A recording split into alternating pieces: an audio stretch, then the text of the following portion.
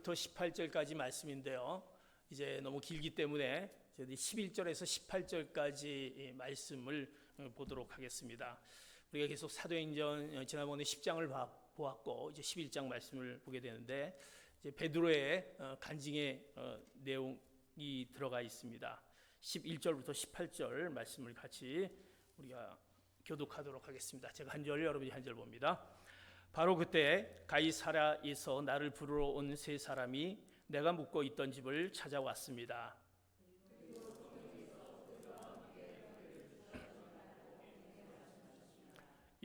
믿는 이 6명의 형제들도 나와 함께 고넬료의 집으로 들어왔습니다.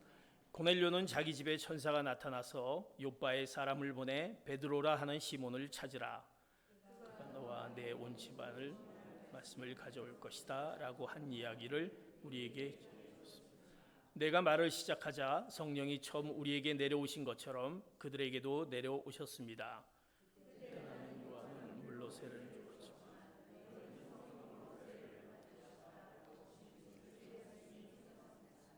그러니 하나님께서 주 예수 그리스도를 믿는 우리에게 주신 바로 그 선물을 그들에게도 주셨는데 내가 누구라고 감히 하나님을 반대할 수 있겠습니까? 그들은 이 말을 듣고 더 이상 할 말이 없었습니다. 그들은 하나님을 찬양하며 그렇다면 하나님께서 이방들에게도 생명 얻는 회개를 허락하신 것이로군요 라고 말했습니다. 아멘.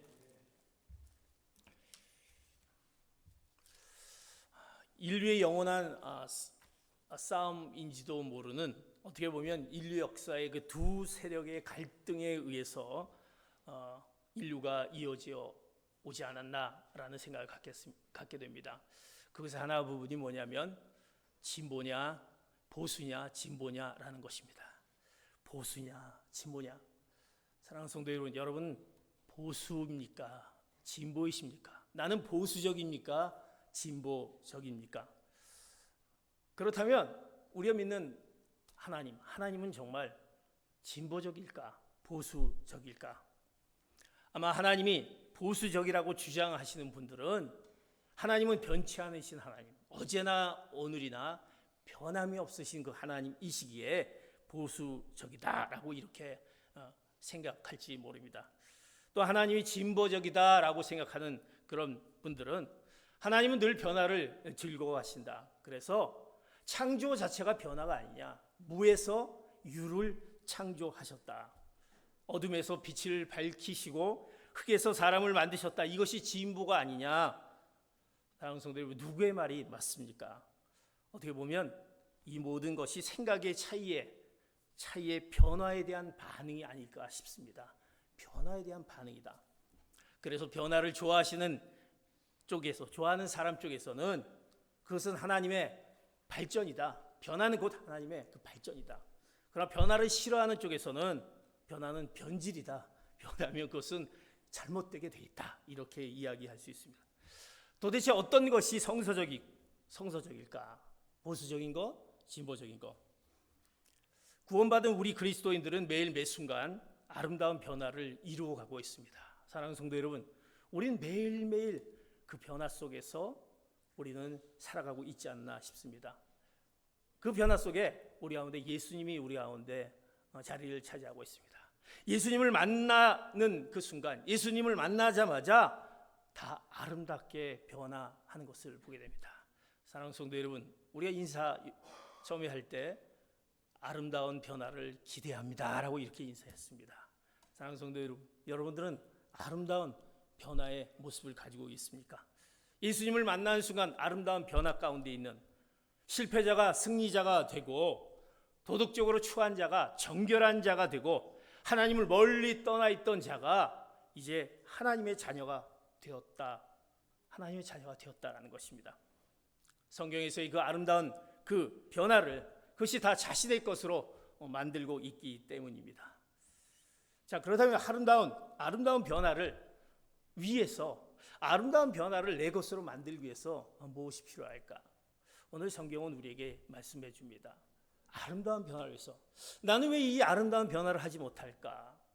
우리는 뭔가 예수님을 믿는 자들이고 예수님을 만난 자들이면 어떤 변화 속에서 우리 삶을 매일매일 살아가야 될 텐데 왜 우리는 그런 변화가 없을까?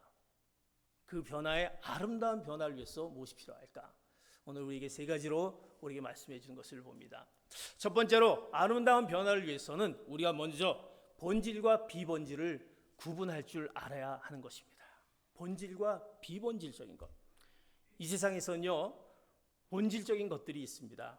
그 본질은 우리가 양보할 수 없습니다. 그것은 반드시 싸우고 지켜야 될 일입니다. 그 본질이 무엇입니까? 바로 하나님의 진리의 말씀인 것입니다. 하나님의 말씀은 진리의 말씀, 우리에게 진리의 말씀으로 다가오는 것, 이것은 본질적인 것입니다. 하나님의 말씀은 무호합니다. 오류가 없습니다. 때로는 어떤 신학자들은 성경이 틀린 것이 많다라고 이렇게 얘기합니다.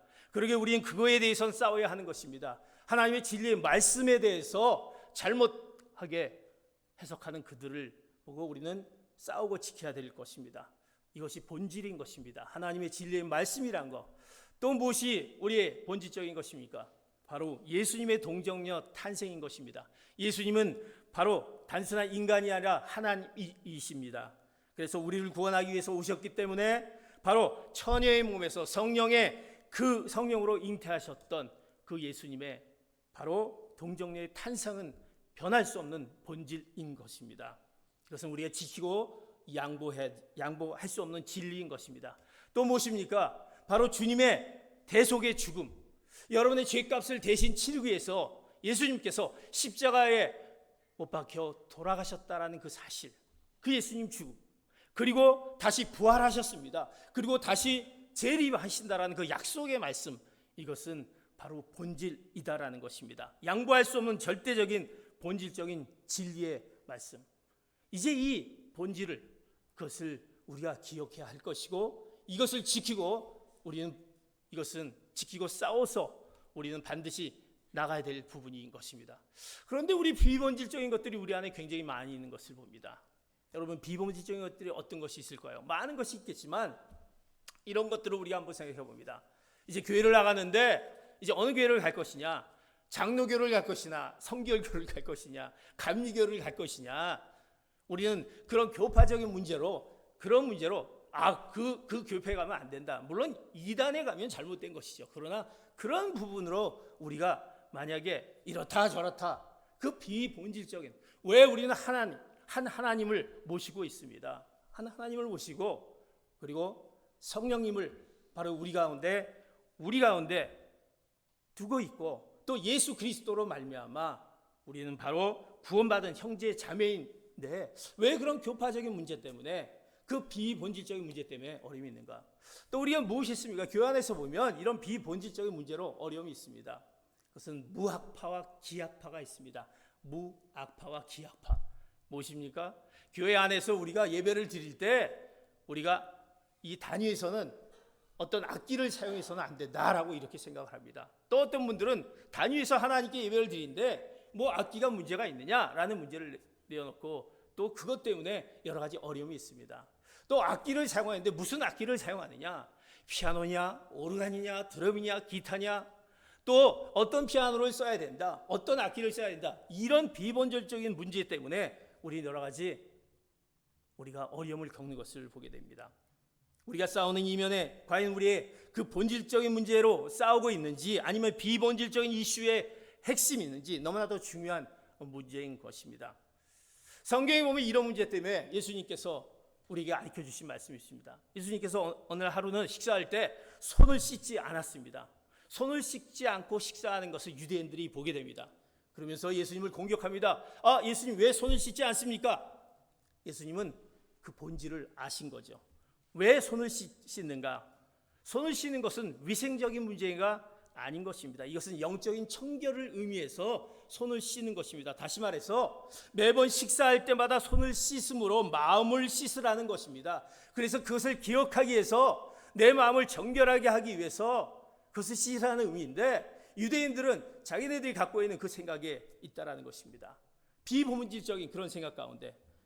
그래서 그들은 마음을 씻지 않고 의식만 행하는 그들을 예수님이 아셨습니다. 그래서 그들에게 이제 깨닫게 하는 말씀이었습니다. 그러한 의식이라면 행치 않는 것이 낫겠다라는 의미에서 그것을 바로 잡아주기 위해서 그 계기를 마련하셨습니다. 씻지 않고 식사를 하신 거죠. 그런데도 그들은 깨닫지 못하고 있습니다. 그래서 그들에게 예수님께서 말씀합니다. 화 있을진저 외식하는 자들, 외식하는 서기관과 바리새인들이요 라고 그 본질과 비본질을 구분하지 못한 채 변하지 못한 그들에게 바로 이런 저주를 하는 것을 보게 됩니다. 사랑하는 성도 여러분, 우리가 아름다운 변화를 위해서는 본질과 비본질을 구분할 줄 알아야 됩니다. 사랑하는 성도 여러분, 여러분에게 한번 스스로 질문해 보시기 바랍니다. 내가 지금 누구와의 관계 가운데 어려움이 있습니까? 내가 누구와의 관계 가운데 서운함이 있습니까? 여러분의 가족들, 친지들, 또 부모와 자녀 간에, 또 성도 간에 그런 어려움이 있습니까? 그 어려움이 있어서 등을 돌리고 있는 사람이 있습니까? 그렇다면 이 물음에 정직한 여러분의 그 물음을 던져보아야 할 것입니다. 그 사람과 등을 돌리는 바로 이유가 과연 그 하나님의 본질적인 진리 때문이지 아니면 나의 고집과 전통 같은 비본질 이런 것 때문에 내가 등을 돌리고 관계가 어렵고 계속적으로 그것 때문에 딱딱한 그런 상황 가운데 있는 우리의 삶을 살아가고 그런 아름다운 변화를 하지 못한 우리의 모습이 있는지 우리는 분명히 보아야 할 것입니다. 우리는 어떻게 해야 될 것입니까? 우리 태도를 바꿔야 된다는 것입니다. 우리의 비본질적인 것을 붙잡고 고집할 때 그 수많은 상처들이 우리 가운데 우리가 생겨나고 또 아름다운 변화가 나의 것으로 만들 수 없게 되는 것입니다.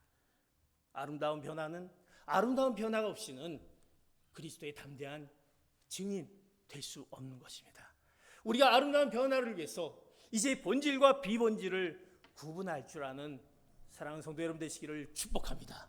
나는 본질적인 거, 비본질적인 정말 구분할 수 있는지. 두 번째, 우리가 아름다운 변화를 위해서 우리가 무엇을 조심해야 할 것이냐? 아름다운 변화를 위해서 우리의 제도주의에 빠지지 않도록 조심해야 하라는 것입니다. 제도주의에 빠지지 않아. 이 제도주의라는 것은 사람들이 만들어낸 조직의 행위와 법률과 규범을 얘기합니다. 이제 오늘 본문의 말씀에 보면 그 제도주의에 빠진 그들을 보게 됩니다. 이제 베드로가 이제 고넬료의 집에서 그들 가운데 이방인 집에서 찾아가서 놀라운 그 성령의 놀라운 은혜를 그곳 가운데 나타나게 하면서 그들이 하나님의 그 놀라운 구원을 얻게 되는 것을 보게 됩니다. 그리고 이제 그 사실을 가지고 이제 다시 고향으로 돌아와서 이 사실을 알리려고 하는데 이제 그들의 그 가운데 이런 문제가 생긴 것을 보게 됩니다. 사도행전 11장 1절부터 3절 같이 한번 보도록 하겠습니다. 시작. 유대에 있는 사도들과 형제들이 이방 사람들도 하나님의 말씀을 받았다는 소식을 들었습니다. 그래서 베드로가 예루살렘에 올라갔을 때 할례 받은 신자들이 그를 비난하며 당신이 어떻게 할례 받지 않는 사람들의 집에 들어가 그들과 함께 식사를 할 수 있어? 라고 물었습니다. 오늘 본문에 보면 제도주의에 빠진 자들을 소개하고 있습니다. 베드로는 지금 어떻습니까? 이제 우리가 10장에 보면 가이사랴 그 고넬료의 집에 이제 다녀왔습니다. 그 집에 다녀와서 이제 하나님의 계시를 받고 이제 이방인들과 서로 교제를 합니다. 음식을 나눕니다. 그리고 하나님의 그 놀라운 구원을 그들이 받게 됩니다. 먹어보지도 못한 그들이 레위기에 금지되어 있는 먹어보지도 못한 4발 달린 짐승과 또 기어다니는 것 그리고 땅에 공중의 새들 이것을 이제 부정한 음식을 그곳에서 이제 먹고 그들과 교제를 나눈 들뜬 마음으로 이제 고향으로 이제 달려가게 됩니다. 그리고 형제들에게 가서 이것을 이야기합니다. 하나님이 이방인에게도 구원을 주셨다. 이방인에게도 구원을 주셨다라는 사실을 이제 내 고향 있는 사람들에게 알리려고 이제 왔습니다. 이제 우리에게는 부정한 음식이 없구나. 그리고 나는 이제 그곳 가운데 이제 이런 사실을 내 고향 사람들에게 알리려고 합니다. 그런데 그 내용을 듣는 그 고향 사람들의 눈초리가 이상합니다. 그 눈초리가 이상하면서 딱딱한 자세로 하면서 어떤 사람이 거품을 누면서 일어나서 얘기합니다. 베드로 당신 회개하라 얘기합니다. 어떻게 그럴 수가 있느냐? 어떻게 네가 이방인 사람들과 교제를 하고 또 먹지 말라는 음식을 먹을 수 있느냐? 내가 이제 당신의 설교를 들을 수 없어 라고 그렇게 얘기합니다. 당신이 얘기한 것을 따를 수 없어 이렇게 얘기합니다. 어떻게 보면 제도주의에 빠진 그 유대인들을 보게 됩니다. 제도주의에 빠지게 되면 남을 함부로 비판하게 됩니다. 제도주의에 빠진 사람은 사람의 동기가 중요하지 않습니다. 사람의 마음을 중요하게 생각하지 않습니다. 자신은 내가 이미 내 가운데 교과서적, 규칙적인 제한, 규범이 내 안에 있다라는 것입니다. 그래서 그 규범이 조금이라도 어긋난 사람은 무조건 잘못이다. 내가 생각했던 틀 안에서 벗어난 사람, 이 사람은 잘못이다라고 이렇게 판단하기 시작합니다. 그리고 남을 향해 함부로 손가락질하고 비판하고 정죄하는 것을 보게 됩니다. 제도주의에 빠진 사람들의 그런 모습을 보게 됩니다.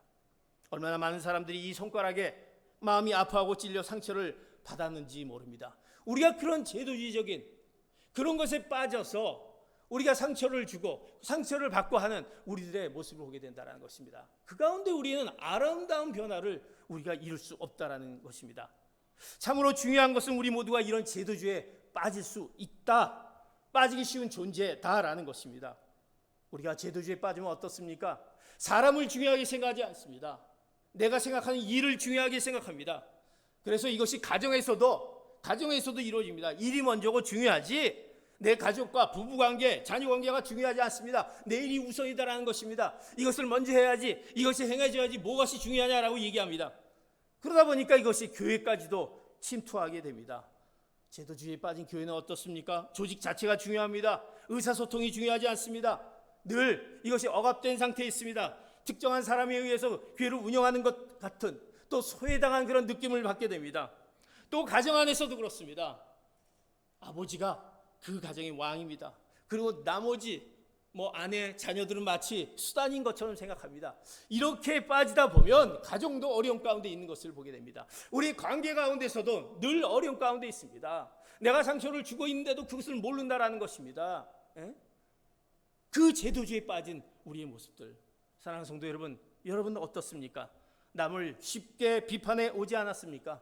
함부로 여러분의 잣대로 남을 평가하지 않고 있습니까? 또 뭔가 강압적으로 뭔가 하고 있는 것이 아닙니까? 복음을 받은 초대 그리스도인들이었지만 복음이 그들에게 왔지만 자신도 모르게 제도주의에 빠져 있었다고 성경은 이 유대인들에 대해서 고발하고 있는 것입니다. 아름다운 변화가 나의 것으로 만들기 위해서는 이제 이 제도주의에 빠지지 않도록 조심해야 할 것입니다. 그래서 오늘 베드로가 이제 그 고향에 가서 이제 그곳에서도 하나님의 놀라운 역사를 내가 경험했다. 이방 사람들에도 구원이 있다. 이제 부정한 음식이 없다라고 얘기하는데도 그들은 그것에서 평가를 하고 삿대질하면서 이제 당신의 말을 듣지 않겠소라고 얘기하는 그 제도주의에 빠진 그들의 모습들. 우리 믿는 자도 잘못하면 아름다운 변화를 갖지 못하는 것은 바로 이 제도주의에 빠져서 이것을 조심하지 않아서 우리 가운데 아름다운 변화를 나타내지 못하게 되는 것을 보게 됩니다. 사랑하는 성도 여러분, 제도주의에 빠지지 않도록 조심하는 여러분 되시기를 축복합니다. 오늘 우리에게 주신 말씀입니다. 세 번째로 우리가 아름다운 변화를 위해서 우리는 어떤 무엇을 가져야 되냐? 우리가 올바른 태도를 가져야 한다라는 것입니다.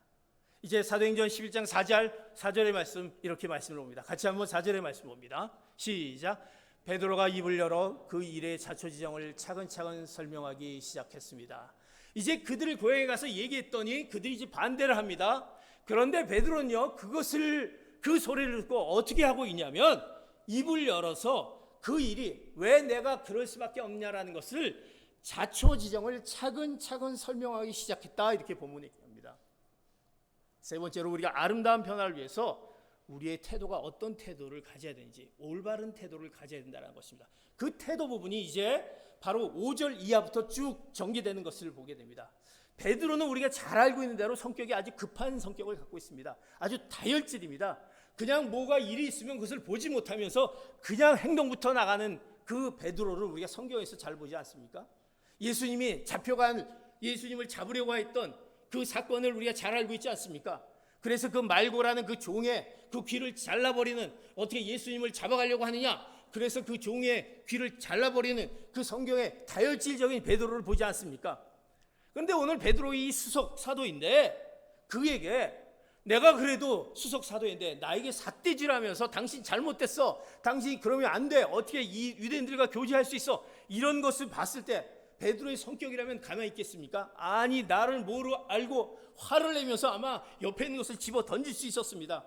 그런데 오늘 본문에 보면요, 베드로가 뭐라고 얘기하면 입을 열어서 자초지종을 차근차근 설명했다, 이렇게 얘기합니다. 우리 모두는요, 사람에 따라서 보수적인 진보적인 요소가 있다라는 것입니다. 우리는 보수적이고 진보적인 요소가 다 있습니다. 그래서 우리가 비본질적인 것이지만 의도하지 않게 서로가 서로를 공격할 수 있습니다. 그것이 비본질적인데도 서로 공격할 수 있다는 것입니다. 어떤 태도를 가져야 될까? 베드로는요, 그 상황 가운데 아주 이성적이고 논리적이고 차분한 설명을 하게 됩니다. 오늘 베드로의 그 설명은요, 오늘 11장의 설명이 나오지만 5절부터 나오지만 10장의 그 설명을 그대로 다시 한번 똑같이 반복하고 있는 그 설명의 내용입니다. 내가 왜 너희들한테 이런 부분들을 설명하고 있는 베드로의 설명이 아주 구체적이고 차분차분하게 설명을 합니다. 나는 바로 하나님이 베드로에게 일어난 엄청난 일들을 하나하나 차근차근히 설명해 줍니다. 그 설명을 이 베드로, 다혈질의 이 베드로가 설명을 하게 되는 것이 이제 5절부터 바로 쭉 설명이 나오게 됩니다. 오늘 본문을 보지 않겠지만 이런 설명입니다. 10장에도 나왔지만 베드로가 이제 11장 5절에서 10절을 보면 베드로가 환상을 보게 됩니다. 어떤 환상이냐면 기도하는 중에 환상을 보게 되는데 하늘에서 보자기가 내려오는데 내 귀퉁이를 붙잡으면 보자기가 내려오는데 그 안에 온갖 부정한 음식들이 들어있습니다. 돼지와 먹지 못한 짐승들이 그 안에 있습니다. 그런데 그 내려온 보자기를 가지고 하늘의 음성이 들리는데 잡아 먹으라, 이렇게 얘기합니다. 베드로는 가만히 보니까 이것은 규례에 의해서 먹지 말라는 음식이거든요. 그래서 저는 먹지 못합니다. 이건 먹을 수가 없습니다, 얘기합니다. 그랬더니 또 음성이 내려옵니다. 내가 깨끗하게 한 것을, 내가 깨끗하게 한다라는 것을 내가 부정하다, 속되다 이렇게 얘기하느냐, 먹어라, 다시 그렇게 잡아먹으라, 그렇게 얘기합니다. 그런 얘기를 3번 말씀하신다라는 얘기입니다. 하나님께서 베드로에게 가르쳐 주시는 그 3번의 그 형상, 환상을 보여주면서 3번 말씀하신 그 내용의 주 내용은 이방인들도 구원받을 수 있다라는 것을 깨닫기 위한 환상이었습니다. 환상으로 3번 보여주시고요, 그 3번 음성을 들려주십니다. 베드로는요, 이 환상의 얘기를 이제 아주 차분하게, 아주 이성적이고 논리적이고 내가 이런 환상을 봤어 라고 이렇게 얘기합니다. 하나님이 일하심, 하나님이 나에게 보여준 것을 이야기합니다. 그리고 이제 11장 11절에서 12절에 보면 이제 그런 환상 가운데 이제 그 얘기를 듣고 이제 명령을 합니다. 그 거룩한 명령이 있습니다. 그 얘기를 다 들은 다음에 근데 누군가 든 후에 바깥에서 문을 두드리고 있었다. 어떤 사람이 문을 두드리고 있었다. 성령께서 베드로에게 이제 명령하십니다. 그 문을 두드리고 있는 사람을 같이 함께 따라가라, 함께 가라, 이렇게 명령하셨다는 것입니다. 내가 그 환상을 보고 있는 중에 밖에서 문을 두드렸고, 그리고 그 두드리는 사람과 함께 가라는 하나님의 명령이 들렸다 라는 것입니다. 그 사람이 누군데 내가 따라합니까? 함께 가라라고 이렇게 명령합니다.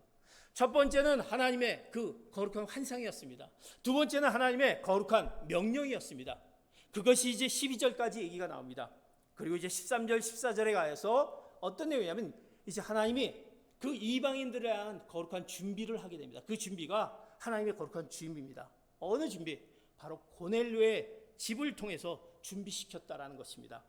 바로 구원 얻을 말씀을 하나님께서 이미 다 준비했으니 네가 내가 보여준 환상대로 하고 그 명령을 함께 따르고 그리고 준비된 것을 가라라고 얘기합니다. 하나님은요, 하나님의 그 놀라운 우리에게 보여주심의 환상과 그 명령과 준비시킴의 이 방법을 통해서 보여주시고 있다란 그것을 이제 베드로는 그들에게 차분차분히 얘기합니다. 그러면서 이제 어떤 일이 일어나냐면요, 제가 그곳에서 어떤 일이 이렇게 하면서 어떤 일이 일어나냐라고 하면서 사도행전 11장 15절에 말씀 그 일어난 일을 이렇게 얘기합니다. 같이 봅니다. 시작. 내가 말을 시작하자 성령이 처음 우리에게 내려오신 것처럼 그들에게도 내려오셨다. 그러면서 이제 보여주신 것이 어떤 일이 생겨지게 되는데 환상과 명령과 준비와 일을 보여주셨는데 그 일이 뭐냐면 오순절날 성령이 임했던 똑같은 이방인에게 성령이 임했다라는 것입니다. 이런 놀라운 일들을 바로 베드로는 이런 환상을 통해서 하나님이 나에게 보셨다라는 것을 설명하고 있습니다. 하나님은요 우리에게 나타나는 것은 아주 구체적으로 체계적으로 우리에게 그 방법을 알려주신다는 것입니다. 환상과 명령과 준비시킴과 그것에 하나님이 원하신 일들을 통해서 보여주신 것을 보게 됩니다. 베드로는 이것을 설명하고 있습니다. 베드로의 태도를 보십시오. 그런 다혈질적인 그가 그의 말에서 나오는 것이 얼마나 차분하고 차근차근히 그것을 설명하고 있습니다. 아름다운 변화는 그대의 말 가운데서 이제 변화가 일어난다라는 것입니다. 자, 그러면서 이제 베드로는 이제 그 설명한 후에 일어난 일을 이제 이렇게 얘기합니다. 사도행전 11장 17절의 말씀. 시작. 그러니 하나님께서 주 예수 그리스도를 믿는 우리에게 주신 바로 그 선물을 그들에게도 주셨는데 내가 누구라고 감히 하나님을 반대할 수 있겠습니까? 베드로는 그러면서 얘기합니다. 이렇게 보여주셨는데 내가 누구라고 이런 놀라운 선물, 이방인에게 구원을 주는 놀라운 그 성령 충만함을 내가 보이게 됐는데 이런 선물을 주셨는데 내가 누구라고 감히 반대할 수 있겠느냐? 라고 베드로는 그 하나님이 보여주신 그 환상과 더불어 그가 이제 그 부분에 대해서 내가 하나님의 말씀을 이제 내가 경청하면서 그 경청하는 가운데 이것을 내가 어떻게 반대할 수 있겠습니까? 라고 얘기합니다. 내가 누구라고 하나님의 능력을 맡겠습니까? 내가 하나님이 보여주신 이 앞에서 내가 뭐라고 이것은 말도 안 됩니다 라고 얘기할 수 있겠습니까? 라고 베드로의 그 확고부동한 그의 태도, 그 하나님이 말씀하신 것을 듣고 따르고 그 일들을 보고 그대로 설명하는 그의 모습을 보게 됩니다. 주여 말씀하시옵소서 내가 듣겠나이다. 이제 주여 말씀하시옵소서 이렇게 보이셨으니 내가 이제 말씀한 대로 그들에게 가서 전하겠습니다라는 것을 하고 있는 것입니다. 베드로는요 이제 자기의 생각과 내 철학과 그가 갖고 있는 어리적인 교육과 전통과 습관을 고집하지 않았습니다. 그는 전통적인 사람, 보수적인 사람이었습니다. 유대교 사람으로 자라났던 그였지만 하나님께서 말씀하실 때 그가 마음을 열게 됩니다. 그리고 그는 놀라운 태도로 그들에게 이런 확고부동한 내가 이런 하나님께서 보여주신 그 환상과 이런 명령과 이런 하나님의 행하신 일에 대해서 내가 너희들에게 이제 설명한다라고 얘기했던 그의 올바른 태도의 모습을 보게 됩니다. 아름다운 변화자들은 이제 그의 입술에서 변화가 일어납니다. 그리고 그가 하나님께서 말씀해 주신 그 말씀 가운데 그 말을 잘 듣게 됩니다. 이것이 어떤 뜻인가라는 것을 잘 경청하는 가운데 이것이 하나님의 말씀이라면 이것이 하나님의 뜻이라면 제가 듣겠습니다라고 그가 그 말씀으로 고백하는 것을 보게 됩니다. 그러면서 그 고백 가운데 나타난 그 놀라운 일들을 보게 됩니다.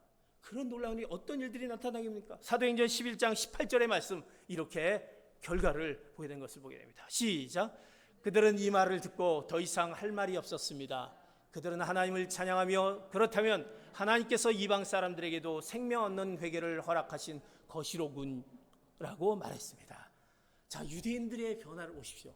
그 말을 듣는 순간 그 딱딱하고 제도주의에 빠져 있고 본질과 비본질을 구분하지 못한 그들이 이제 변화가 일어납니다. 어떤 변화가 일어납니까? 더 이상 할 말이 없습니다. 이 말을 듣고 베드로의 그런 확고부동한 그런 아름다운 변화 가운데 일어나는 그의 언어 가운데 차분차분하게 설명하는 그 말 가운데 그들의 변화가 일어나는데 더 이상 할 말을 없게 됩니다라고 얘기합니다. 그러면서 그들이 어떻게 찬양하며 이방 사람들에게도 생명 없는 회개를 허락하시는군요. 아, 이방 사람들에게도 이런 놀라운 회개 은혜가 하나님께서 허락해 주시는군요 라고 고백하는 것을 보게 됩니다. 사랑하는 성도 여러분, 아름다운 변화를 위해서는요 그들이 변화되어가는 과정을 보십시오. 놀라운 그들이 잠잠해집니다. 그리고 자기의 생각을 바꾸게 됩니다. 그들이 완전히 고집해왔던 자기들의 생각을 바꾸게 됩니다. 그러면서 하나님을 찬양하게 됩니다. 베드로를 향한 그 분노가 찬양으로 바뀌어지게 됩니다. 그리고 이방인에게도 구원 얻을 회개를 주셨다라는 그 말씀에 대해서 받아들여지게 되는 것입니다. 사랑하는 성도 여러분, 여러분들이 이제 그런 아름다운 변화를 일으키는 귀한 증인자들이 되시기를 축복합니다. 이제 바로 그들에게 그 놀라운 이런 변화가 나타난 것을 보게 됩니다. 그들의 올바른 태도의 변화인 것입니다. 우리가 평생 예수 그리스도를 믿는다 하면서 내가 예수님을 믿는 자다라고 하면서 내 생각을 바꾸지 않습니까? 내 변화가 없습니다. 예수를 믿는다고 하면서 여전히 믿으면서 여전히 내가 뭔가 그 유교적인 것을 믿고 미신을 믿고 자기 습관과 가훈을 따르면서 내 고집과 나는 이것만은 내가 지켜나갈 것이야, 이것은 변함이 없어, 이렇게 고집하는 우리의 모습들이 있다라고 한다면 우리는 이건 분명코 예수를 믿는 우리 증인의 역할을 감당할 수 있는 자가 될 수 없다는 것입니다. 우리 가운데 아름다운 변화가 우리 가운데 나타날 수 없는 것입니다. 사랑하는 성도 여러분, 예수 믿는 것이 무엇입니까? 바로 변화인 것입니다. 우리 모두가 변화되어야 된다는 것입니다. 예수님께서 가나의 혼인잔치의 첫 번째 기적이 무엇입니까? 물이 포도주로 변했다. 물이 포도주로 변했다. 변화 있다라는 것입니다. 예수 믿는 것은 변화되어야 된다는 것입니다. 변질이 아닌 참 변화를 추구해야 한다는 것입니다. 사랑하는 성도 여러분, 그러기 위해서는 우리는 내가 정말 그 변화 가운데 있는지, 그 아름다운 변화의 그 변화를 나의 것으로 내가 삼고 있는지, 그 변화를 위해서 내가 그 본질과 비본질을 정말 구분할 줄 아는지, 내가 그 제도주의의 그 규범의 내 습관과 그 내 것으로 고집하고 그것에 변하지 않는 내 모습, 그것이 꽉 묶여져 있는지, 그 전통을 벗어나지 못하고 있는지, 내가 나의 어떤 언어와 나의 행동과 나의 그 삶의 방향들이 올바르게 변화되지 못하는 그 태도가 우리 가운데 있는지, 그렇다면 우리는 아름다운 변화를 우리가 가질 수 없다는 것입니다. 네가 변화야지, 다른 사람이 변하면 내가 변하지가 아니라 우리가 변하면, 아름다운 변화가 되면 이제는 우리 모든 것 가운데 모든 것들이 하나님의 뜻 가운데 변화로 일으킬 줄 믿습니다. 그러기 위해서 우리에게 하나님이 귀한 자녀로 삼아주셨고, 이제 너희를 통해서, 변화된 너희를 통해서 그리스도의 담대한 증인, 그 증인의 삶을 살라고 우리에게 말씀하고 있다라는 것입니다. 사랑하는 성도 여러분, 이 아름다운 변화가 나의 것으로 되었을 때 내가 변하고 내 가정이 변하고 내 사회가 변하고 교회가 변화가 되는 것입니다. 이 아름다운 변화의 모습으로 그리스도의 담대한 증인이 되시기를 예수 그리스도의 이름으로 축복합니다. 내가 아름다운 변화자인지 오늘 이 시간에 다시 한번 말씀을 통해서 깨닫는 여러분 되시기를 바랍니다. 기도하시겠습니다.